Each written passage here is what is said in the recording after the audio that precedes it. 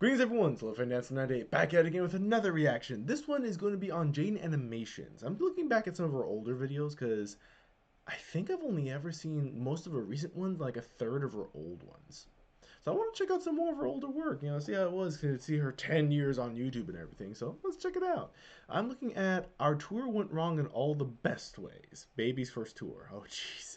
So let's see what happens. As some of you might know, James, Dom, Ross, Aaron, and I went on a tour back in October doing a show called Scribble Showdown. It was the first tour we've all been on, besides Aaron, because he didn't wait for us. The shows were all super fun, and we all enjoyed touring with each other a lot, and honestly, it was the most entertaining thing I've done in a while. But this video isn't about the shows. It's about the in-betweens. We had to perform in Boston, Brooklyn, Austin, San Francisco, Medford, Seattle, and Portland, all within 11 days.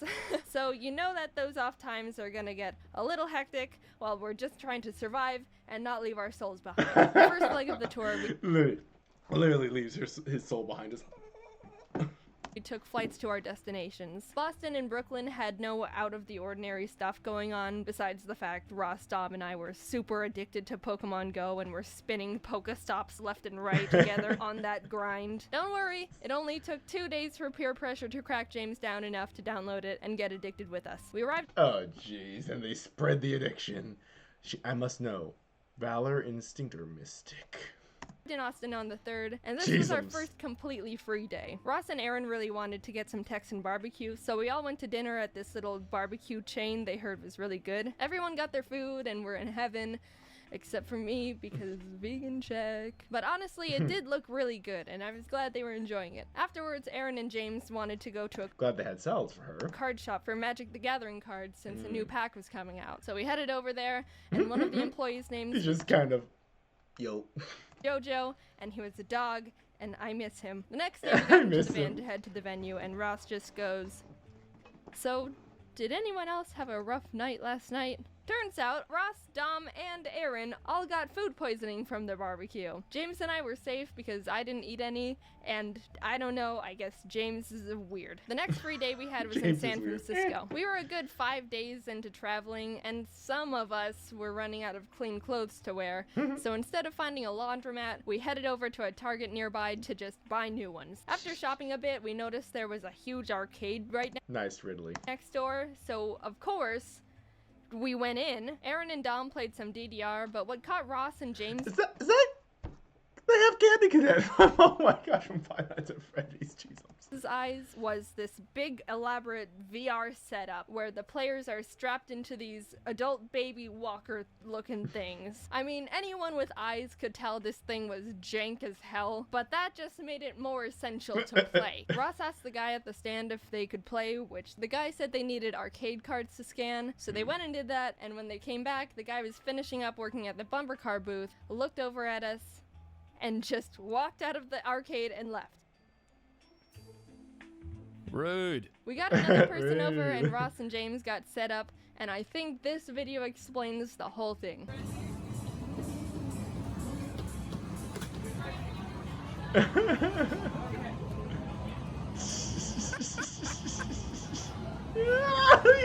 the San Francisco— he had to do the Naruto run. show, we switched over to travel by tour bus, which we were all super excited for. There were 12 bunk beds, 2 lounge areas, a TV where we all played Smash on, and 1 bathroom. The only main rule was you can't poop on the bus. I won't get into details, but technically you can poop on the bus, but you essentially destroy it from the inside out. So no pooping on the bus. This is the pinnacle of luxury. Given that information, we all got mild poop anxiety. As soon as you're told you can't poop within a certain window of time, it becomes your body's personal goal to aim for those hours and those hours only. Luckily, James, Dom, Aaron, and I were okay, but it hit Ross hard. Maybe it was the fact he got the worst case of food poisoning out of all of us, but he couldn't poop if his life depended on it.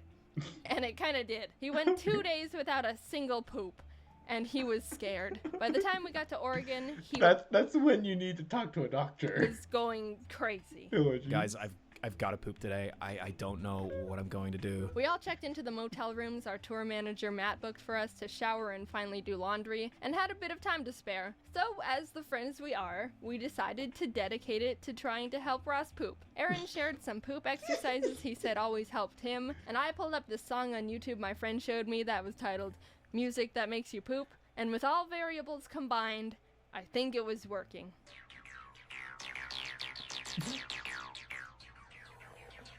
Ross is really trying to poop right now. You can't poop on the bus, dude. You gotta get it out before you get on the bus, because the septic tank can't handle the poop. It can only do urine, so you gotta poop before the bus takes off. Because if the bus takes off, you gotta wait for the next stop. So I don't want to wake up in the middle of the night and have to shit in the bag and throw it out the window. I don't want to be that guy. I don't want to litter. I want to be the big boy. I want to take a big shit. After that whole Well, now I gotta go poop. See you later.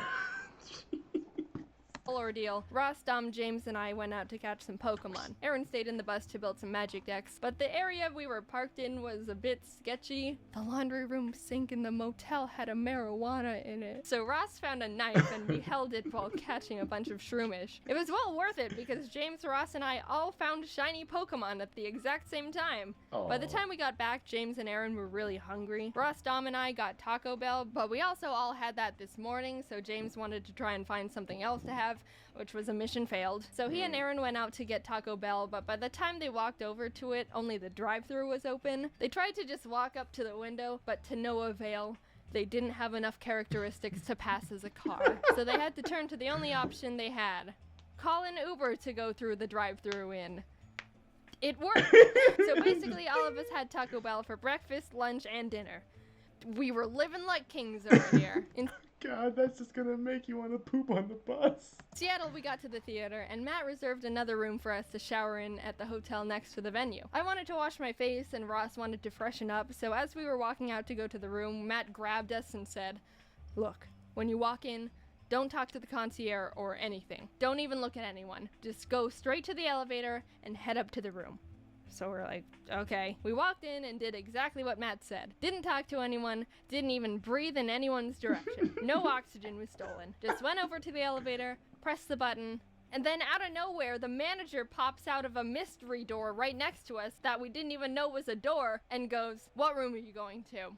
Dude, he was like an NPC in a video game that teleports in front of you to prevent you from going out of bounds. Ross and I were stunned and just went, 601? And the manager goes, "You're not the person who booked that room. I've known every guest in their respective rooms in this hotel since 1975. You're not allowed in there. No visitor policy." What kind of hotel has a no visitor policy? It's a hotel. Visitors is their business.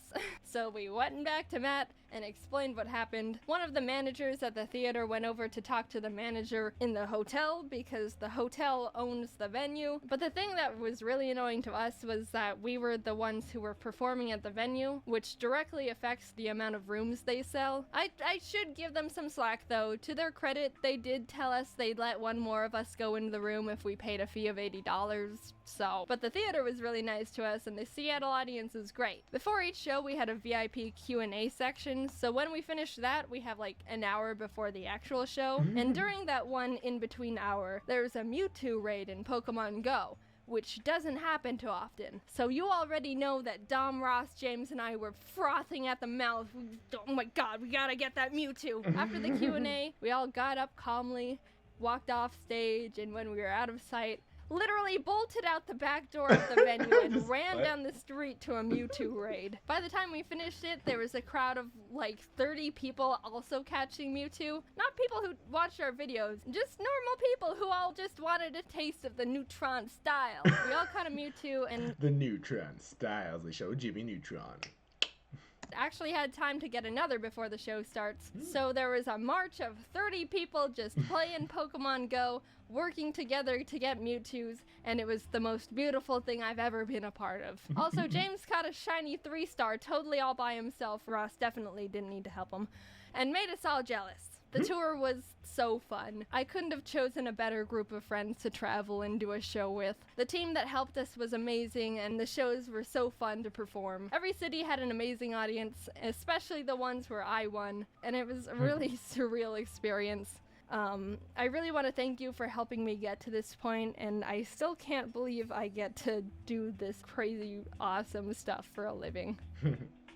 So now you might be saying, man, that sounded like a great tour. I'm sad I missed it. Well, this end card is the one for you because we're actually doing 2 more Scribble Showdown. I have to keep an eye out for those kinds of shows in the future, I guess. And I didn't even know they did those shows. Anyway, hope you guys enjoyed this. I certainly did. It was funny, as per usual for Jaden. And I actually am glad I subscribed to her channel. It's pretty fun so far. Anyway, you guys take care. I'll see you in the next video. Bye!